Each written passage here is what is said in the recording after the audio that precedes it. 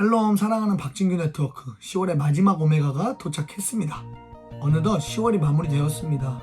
날씨가 추워지고 있는데 다들 감기 조심하시고 오늘도 힘차게 한 주를 시작해 봅시다.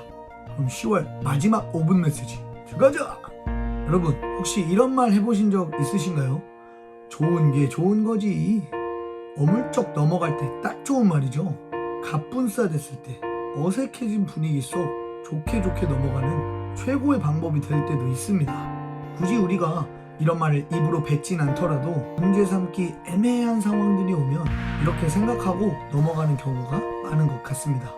이렇듯 사회생활을 하다 보면 우리는 공동체를 생각해서 좋은 게 좋은 거라고 넘어가는 경우가 많습니다.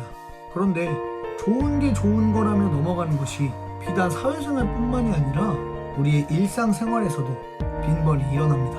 분명히 내가 해야 할 일이 있는데, 분명히 내가 책임져야 할 일이 있는데 이 어물쩍 넘어가려는 좋은 게 좋은 거라는 마음가짐들, 이런 대충 하려는 마음들이 우리에게 찾아온다는 것입니다. 건축회사에 다니던 사람이 퇴직을 얼마 앞두고 사장에게 이런 부탁을 받게 됩니다. 마지막으로 집 하나 지어주시오. 이제 얼마 안 있으면 회사도 하던 일도 그만두게 된다고 생각한 이 사람은 모든 일을 대충 했습니다. 재료도 좋은 것을 쓰지 않았고 감독과 시공도 철저하게 하지 않았습니다. 이 사람은 그저 겨우 준공공사를 넘길 정도로 집을 지었습니다. 그렇게 집이 거의 완성될 무렵 사장이 이 사람에게 놀라운 반전의 말을 꺼냅니다. 이 집은 바로 당신 것입니다. 당신의 은퇴를 기념하기 위한 나의 선물입니다. 여러분, 얼마나 안타까운 이야기입니까? 참 아쉽고 너무너무 안타깝습니다.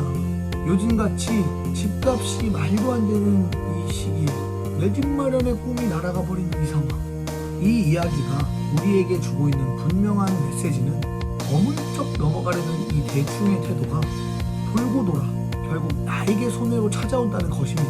오늘 본문전 17절에 이런 말씀이 있습니다. 쉬운 성경입니다. 이 백성이 자기 몸을 거룩하게 하고 동산에 들어가 헛된 신을 섬겼다. 우리를 지어 동산에 들어가 돼지고기와 쥐와 갖가지 역겨운 것을 먹었다. 그들은 모두 멸망할 것이다. 여호와의 말씀이다. 아멘. 이 말씀은 스스로를 거룩하게 구별하려 하고 스스로가 경건하게 살기 위해 겉으로 노력하고 있지만 사실 누군가 보지 않는 곳에서 은밀한 죄를 범하고 있는 모습을 나타내는 말씀입니다.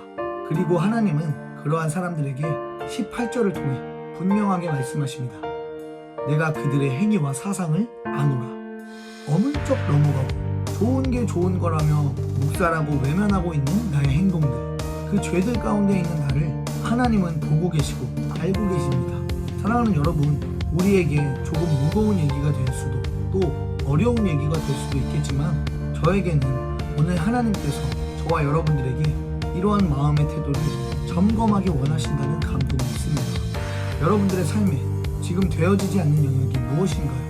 혹은 여러분들의 삶에 해결되어지지 않는 죄의 문제가 무엇인가요?